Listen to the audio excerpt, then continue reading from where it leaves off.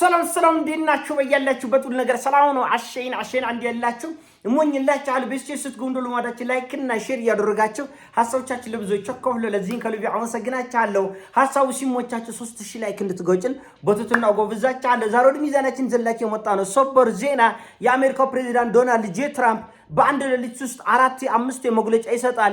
ሰውየው ፈርቷል፣ ደንቅጧል፣ የሚናገረውን አያቅም፣ ኩርሻቱን ይቶፋል። ዓለም በሙሉ ተደናግጧል፣ ግራ ገብቶታል።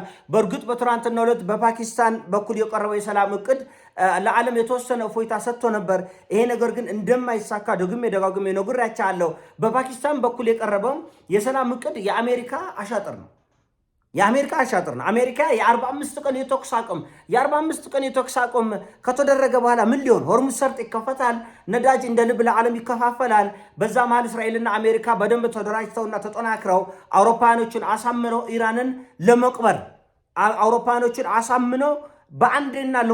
ለአንዴና ለመጨረሻ ጊዜ ኢራንን ለመቅበር ነው። አሁን የተኩስ አቁም ሌላ አሻጥር፣ ሌላ ተንኮል ነው። ኢራኖች ይሄን ያውቁታል። ስለዚህ የኢራን ከፍተኛ ጀነራሎች ሐሳብ ምንድነው? ብረትን እንደጋለ ነው። ዓለም እንደተጨነቀ፣ ዓለም ኢኮኖሚ እንደተዛባ፣ ተወጥሮ እንደተያዘ እዚሁ ነው መብታችን፣ አሁኑን ነው መብታችንና ጥቅማችን ማስጠበቅ ያለብን። ስለዚህ በፓኪስታን በኩል የቀረበው የአሜሪካ ፍላጎት አይሳካም፣ የ45 ቀን የተኩስ አቁም አላደርግም ብላለች። ይህን ተከትሎ የአሜሪካው ፕሬዝዳንት ዶናልድ ጄ ትራምፕ ሌሊቱን ወጥቶ ይሄ የማይሆን ከሆነ እስከ ምሽቱ 2 ሰዓት በዚህ ሰዓታት ውስጥ ኢራን ካልተንበረከከች ወይም ደግሞ እኔ ያልኩትን የማትቀበል ከሆነ ሲኦልን አመጣለሁ፣ የጨለማ ዘመን፣ የድንጋይ ዘመን፣ የረሃብ ዘመን፣ የስደት ዋቴቨር ኢራኖቹ ደንታ አይሰጣቸው። ምክንያቱም በነገራችን ላይ አሁን አሜሪካ እንደምትለው ወደ ስምምነትና አሜሪካ ወደምትፈልገው ጉዳይ ብትመጣ ኢራኖቹ ያፈርሳሉ። ምክንያቱም ከፍተኛ የሆነ የዋጋ ውድነት ወይም ደግሞ ንረት ስለሚመጣ ኢራን ፋብሪካዎቿ በሙሉ ወድመዋል፣ መሪዎቿ በሙሉ ወድመዋል፣ ንብረቷ በሙሉ ወድመዋል። ከዚህ በኋላ የሚመጣው የኢራን ሲቪል ዋር ነው፣ የእርስ በርስ ጭፍጭፍ ነው የሚመጣው። ምክንያቱም ሁሉ ነገር ወዳድሟል። ሰው ረሃብ ላይ፣ ችግር ላይ፣ ስደት ላይ ይወድቃል። ቀጥሎ አሜሪካኖቹ ልክ ከዚህ በፊት በመላ ዓለም ሲያደርጉት እንደነበር ወደ እርስ በርስ ጦርነት ኢራን ትገባለች። ከዛ ውድመት ይሆናል ማለት ነው። ስለዚህ ኢራኖቹ እኛ እርስ በርሳችን ተጨፋጭፈን ከምናልቅና ወደ ሲቪል ዋር ከምንሄድ ለምን አሁኑኑ ከአሜሪካ ጋር ቀጥታ አንዋጋም ነው። ስለዚህ እንደጀመርነው እንጨርሰዋለን። እልቂቱ ይመጣል። ትራምፕ የቁርጥ ቀንና አስፈሪው ቀን መጥቷል ብላን ኢራንም ብላለች። ኢራንም በትክክል ነው፣ ቁርጡ ቀንና አስፈሪው ቀን መጥቷል። የመጣው ለኢራን ብቻ አይደለም፣ የመጣው ግን ለመላ ዓለም ነው። በተለይ ለመካከለኛው ምስራቅ ወርቅ ሲለብሱ ለነበሩ፣ ማርና ወተት በልተው ጠጥተው ሲደፉ ለነበሩ፣ ለስልጣኔ ማማ በሀብት ማማ ላይ ለደረሱ የመካከለኛው ምስራቅ የናጠጡ ባለሀብቶች ጭምር ነው። ይህን ተከትሎ ዓለም ወደ ቀውስ ይገባል። ይግባ አያገባኝም ነው ያለች ኢራን። እና አሁን የዓለም ምኞቱ ምንድነው? ኢራን እንደ ጋዛ ፈርሳ ወድማ፣ ድርጅቶ ፋብሪካዎቿ ወድመው፣ ተቋማቿ ወድመው፣ መሪዎቻቸው ወድማ ኢራን እንደ ጋዛ ትሆንልንና ሆርሙዝ ሰርጥ ተከፍቶልን እኛ እንደ ድሮ ልንበላ ልንጠጣ፣ ሰርግና ምላሽ ጭፈራ አይቻልም። ይሄ ጦርነት በሁለት መንገድ ነው የሚጠናቀቀው። ወይ ዓለም ወደ መቀመቁ ይገባል፣ ወይ ደግሞ ኢራን አሸንፋ ትወጣለች። 4 ነጥብ።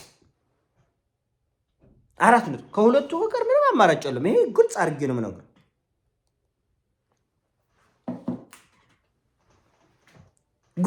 የምነግርህ። ይሄን ጦርነት ወይ ኢራን አሸንፋ ትወጣለች፣ ወይ ደግሞ የዓለም ኢኮኖሚ፣ የዓለም ሰላም ለአንዴና ለመጨረሻ ጊዜ ይናጋል።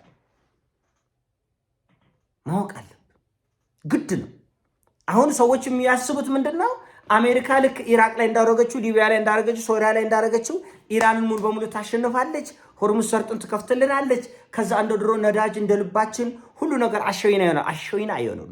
100% እውነት መስቀል አደባባይ ላይ ግረፍኝ፣ እኔን የፈለግከውን ልቀጣ፣ አሸይና አይሆንም። ኢራን ተሸንፋ በቃ እርግጠኛ ሆኜ እነግርሃለሁ። ዓለም ወደ መቀመቁ ይገባል። ይሄ ሰውዬ እንዳለው ዛሬ ምሽት በፈረንጆች አቆጣጠር 2 ሰዓት ላይ ኢራንን ደብድቦ የኢራንን መሰረተ ልማት አውድሞ የኢራን ጨለማ ውስጥ ገብታ ኢራን ሌላው ዓለም በብርሃንና በደስታ በሰርግ ሊኖር አይቻልም። ምናልባት ኢራኖቹ ያቺ መጥፎ ነገር አለች አይደል? ከሰሜን ኮሪያ ወይም ከራሽያ ሊያመጡ ይችላሉ። ነው believe that ወይም ደግሞ በእጃቸው ሊኖር ይችላል። ብታምንም ባታምንም የሆነ ሰርፕራይዝ ጠብቅ።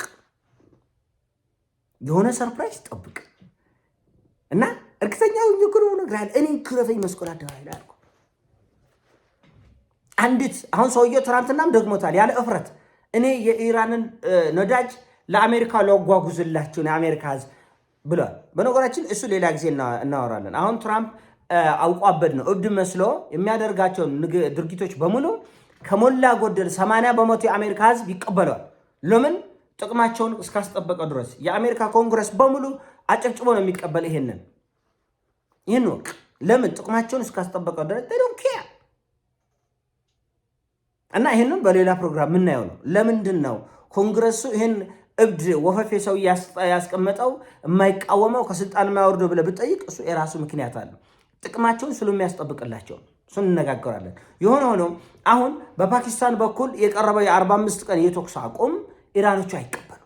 ለምን? ከዚህ በፊት እንደምታስታውሱት የዛሬ 9 ወር አካባቢ በኢራን በእስራኤል መካከል የነበረው ጦርነት ኢራኖቹ ወደ ማሸነፍ ሲጠጉ የእስራኤልን የመከላከል ይሄ አይሮን ዶምንም ሆነ የዳዊት ወንጭፍንም በለው ሁሉንም አውድመው ከጨረሱ በኋላ አሜሪካ ጣልቃ ገብታ የተኩስ አቁም ብላ ጦርነቱ በ12 ቀን እንዲቋጭ ያደረገች አሜሪካ ነች። ከዛ በኋላ ባለው 8 እና 9 ወር ውስጥ አሜሪካና እስራኤል ሌሊትና ቀን ነው የተዘጋጁት። ሌሊት ቀን የዛሬውን አሁን የሰሞኑን ጥቃት ለማድረስ ማለት ነው። ስለዚህ አሁንም ተኩስ አቁም በማድረግ ለአንዴና ለመጨረሻ ጊዜ ኢራንን ለመቅበል የሚደረግ የጊዜ መግዣ እንደሆነ ያውቃሉ። አንድ ሆርሙዝ ሰርጥ ላይ ከ1900 በላይ መርከቦች ተንሳፈው ነው ያሉት እንደ ኩበት እና የዓለም ጉሮሮ እንዲህ ታንቋል፣ እንዲህ ሲጥ ነው ያለው ዓለም እና አሜሪካ የዓለምን እስትንፋስ ለማዳን አይቻልም። እሱ አይቻልም። በቃ አይሆንም። አሁን አንዳንድ ጅል ኢትዮጵያውያን እንደዛ ብለው ያስባሉ። ኢራን ተሸንፋላቸው ሆርሙዝ ሰርጥ ተከፍቶ ነዳጅ እንደ ልብ መጥተው ሰርግና ምላሽ አይሆንም። አንተ ዶለዝ አይምረን ተጠቀም። አይሆንም። ከሆነ ሽኔን ጉረፈኝ መስቀል አደባባይ አይሆንም። በጭንቅላት ማውራትና ዝም ብሎ የሰፈር ቶርቶራ ማውራት እኮ አይገናኝም። በእውቀት ማውራትና ቶርቶራ ማውራት አይገናኝም። ይሄን እኮ በሞላ ዓለም እኮ ተቀብሎታል እኮ። አውሮፓ እጅን እግሩን አጣጥፎ የተቀመጠ የነገር ከተባባሰ ወደ ቀውስ ከመጣ ሌላ ሲኦል ሊመጣ ይችላል። በፍርሃት እኮ ነው። አውሮፓኖቹ ጠፍቷቸው መሰለ እንደዚህ ያሉት እኮ ኢራን በጦርነት ታሸንፈናለች ብላ አይደል። በዚህ ጦርነት ውስጥ አሸናፊ የለም። ዓለም አቀፍ ኢኮኖሚያዊ ቀውስ ይፈጠራል። ዓለም አቀፍ ኢኮኖሚያዊ ቀውስ ሲነሳ ደግሞ የአውሮፓ ዜጎች ምን አባን ያስራብከን ብለው መንግስታቸው ላይ ይነሳሉ። ለምን ታስርበናለህ? ለምን ነዳጅ ታስወድዳለህ? አንተ ዶለዝ ይላል። እንደ አፍሪካ አይደለም። አውሮፓ የሀገራቸውን ጥቅም እስካስጠበቅ ድረስ ይፈልኩን ተዋጋ፣ ችግር የለም። አይቶ እንዳላዩ ሰምቶ እንዳልሰሙ አይናቸውም አያይም፣ ጆሯቸውም አይሰማም፣ ጭንቅላታቸውም አያስብም። ሂደ በፈጠርከው ውጊያ ግን አውሮፓ ህዝብ ከራበው፣ የአሜሪካ ህዝብ ከራበው፣ ነዳጅ ከተወደደ፣ ምቾቱን ካጣ ይበላል። ተዶንኬር ስለ ኢራን፣ ስለ ኢትዮጵያ፣ ስለ አፍሪካ እንደፈለክ ጠፍጥፈው፣ ከፈለክ ጠፍጥፈው ጋግረው። ደዶንኬር የነሱ ምቾት አትንካ። የነሱ ምቾት ከነካ አውሮፓ ትገለበጣለች። የራሳቸውን መንግስት ይወላሉ ነው ምን ያለው እርግጠኛው ነው ነገር። ለዚህ ነው አውሮፓ ፍርቶ ቁጭ ያለው። የኢራን ጉዳይ ኢራኖች አሸንፈው ከዚህ ጉዳይ ካልወጡ መዘዙ ዓለምን ይዞ ይጠፋል ወደ መቆመቅ። እንዳልኳቸው ኢራኖቹ ከዚህ ጉዳይ ለምሳሌ ተኩስ አቁም ብለው ቢወጡ ኢኮኖሚው ተናግቷል። የጦር ካሳ ተቀበሉ። ቢያንስ አሁን ኢራን $100 ቢሊዮን ያስፈልጋታል። አሁን ለምን? ብዙ ፋብሪካ ወድሟል፣ ነዳጅ ማጣሪያ ወድሟል፣ የኃይል ማመንጮች ወድሟል። ይሄ መጠገን አለበት። ቢያንስ ቀለል አድርገው ወሰደው እና ይህን ሳትቀበል ትወጣለች። እንዴት ናንተ ታሰብ? እንዴት ናንተ ታሰብ? ይህን ሳትቀበል እሺ ብላ ትወጣለች። ወድማለች እኮ አገሪቱ። ስለዚህ አሁን ዓለም ተስፋ የሚያደርገው ምንድነው?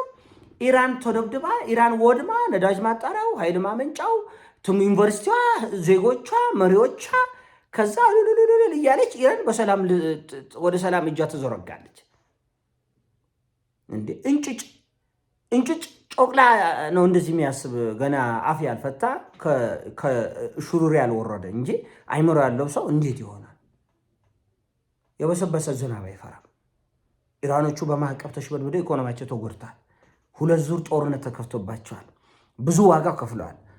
ምን ይፈራሉ? ከዚህ በኋላ ምን ይፈራሉ? ወደ እርስ በርስ ብጥብጥ ነው የሚካሄደው ከዚህ በኋላ። ስለዚህ የግድ አሁን ወይ አሸንፈው መውጣት አለባቸው ወይም ደግሞ ኢራን የምትባለው አገር ለአንድና ለመጨረሻ ጊዜ ተረት ትሆናለች። ትራምፕ የጀመረውን ህዝቡ በሲቪል ዋር ይጨርሰዋል ማለት ነው። ይሄ የኔ ሀሳብ ነው። ሲሞቻችን ላይ ካርግ ሼር አድርገው ወዳችኋለሁ። ፒስ